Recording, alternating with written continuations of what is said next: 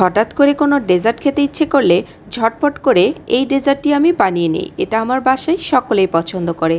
আর লাচ্চা সেমাই দিয়ে তৈরি এই ডেজার্টটি খুবই অল্প সময়ের মধ্যে তৈরি করে নেওয়া যায় আর খেতে হয় ভীষণ মজাদার। হঠাৎ করে বাসায় মেহমান আসলে অল্প সময়ের মধ্যে এই ডেজার্টটি পরিবেশন করেও নেওয়া যায়। আজকে আপনাদের জন্য থাকবে রেসিপিটি খুব সহজভাবে। প্রথমে লাচ্চা সেমাইগুলোকে ভেজে নেব। তো প্যানের মধ্যে দিয়ে নিচ্ছি 2 চা চামচ পরিমাণ ঘি। আপনারা চাইলে এখানে তেলটাও ব্যবহার করতে পারেন, তবে ঘিটা দিলে এর টেস্ট অনেক বেশি ভালো আসে। তো এরপর দিয়ে নিচ্ছি 1.5 কাপ পরিমাণ লাচ্চা সেমাই। আমি এখানে প্রাণের লাচ্চা সেমাই ব্যবহার করেছি। আপনারা চাইলে যে কোনো ধরনের ব্র্যান্ডের লাচ্চা সেমাই ব্যবহার করতে পারেন। সেমাইটাকে একদম লো আঁচে 2 মিনিটের মতো ভেজে নেব। সেমাইয়ের মধ্যে দিয়ে নিচ্ছি গুঁড়ো করা কিছু বাদাম। আমি এখানে কাঠবাদাম, কাজু বাদাম আর কিছুটা কিশমিশ নিয়েছি। সবগুলো মিলিয়ে 3 টেবিল চামচের মতো হবে।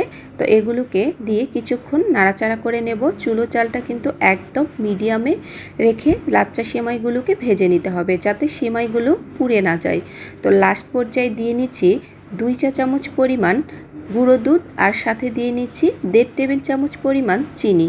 তো এখন আমি চিনি এবং গুঁড়ো দুধটাকে সেমাইয়ের সাথে একটু নাড়াচাড়া করে মিশিয়ে নেব। তো চুলো জালটাকে অবশ্যই লোতে রেখে সেমাইগুলোকে ভেজে নিতে হবে। আর সেমাইগুলো যদি পোড়া লাগে তাহলে খেতে ভালো লাগবে না। তো সেমাই ভাজা হয়ে গেছে। এখন এই গরম গরম সেমাইগুলোকেই একটা বাটির মধ্যে উঠিয়ে নেব। তো সবগুলো সেমাইকে আমি দিয়ে নেব না, আমি অর্ধেকটা সেমাই এর মধ্যে দিয়ে নেব। তো বাকি অর্ধেকটা আমি পরবর্তীতে ব্যবহার করব। তো গরম গরম সেমাইটাকে বাটির মধ্যে দিয়ে আমি ভালো মতো করে চারিদিক থেকে একটু পিছিয়ে নিচ্ছি। আর এই কাজটা সেমাইগুলো গরম থাকা অবস্থাতেই করে নিতে হবে, তাহলে সেমাইগুলো ঠিকঠাক মতো বাটির মধ্যে সেট হয়ে যাবে।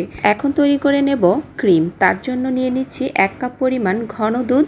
এর সাথে দিয়ে নেব 2 টেবিল চামচ পরিমাণ কর্নফ্লাওয়ার। আর মিষ্টির জন্য দিয়ে নিচ্ছি কনডেন্স মিল্ক। আপনারা চাইলে এখানে চিনিটাও ব্যবহার করতে পারেন। তো আমি এখানে প্রায় 1/4 কাপ পরিমাণ কনডেন্স মিল্ক দিয়ে নেব। তো আপনাদের কাছে মিষ্টিটা যেরকম লাগে সেই অনুযায়ী চিনি অথবা কনডেন্স মিল্ক ব্যবহার করতে পারেন। এরপর সবগুলো উপকরণ নাড়াচাড়া করে নেব। তারপরে চুলো জালটাকে জ্বালিয়ে নিয়েছি। এখন আমি অনবরত নেড়েচেড়ে ক্রিমটাকে একদম ঘন থকথকে করে বানিয়ে নেব। তো ক্রিমটা একদম রেডি হয়ে গেছে।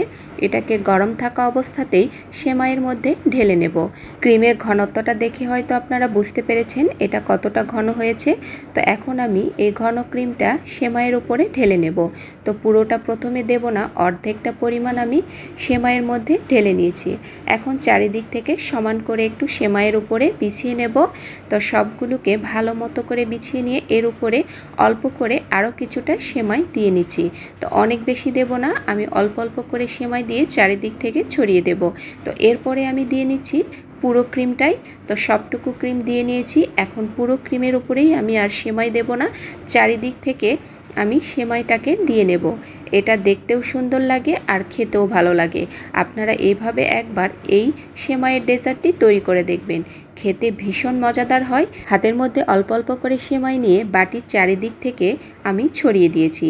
এরকম করে মাঝখানে ক্রিম রেখে এই সেমাইয়ের ডেজার্টটি তৈরি করলে বেশ ভালো লাগে। আর ক্রিমটা একটু ঘন থকথকে করে তৈরি করবেন, দেখবেন আরও বেশি মজা লাগবে। তো মাঝখানে আমি কিছুটা বাদাম কুচি দিয়ে নিয়েছি। আমি এখানে পেস্তা বাদাম কুচি ব্যবহার করেছি, আপনারা চাইলে যে কোনো ধরনের বাদাম ব্যবহার করতে পারেন। তো তৈরি হয়ে গেছে লাচ্চা সেমাইয়ের ডেজার্ট। আর এই ডেজার্টটি ঠান্ডা ঠান্ডা পরিবেশন করবেন, দেখবেন বাসার সবাই খেয়ে আপনার প্রশংসা করছে।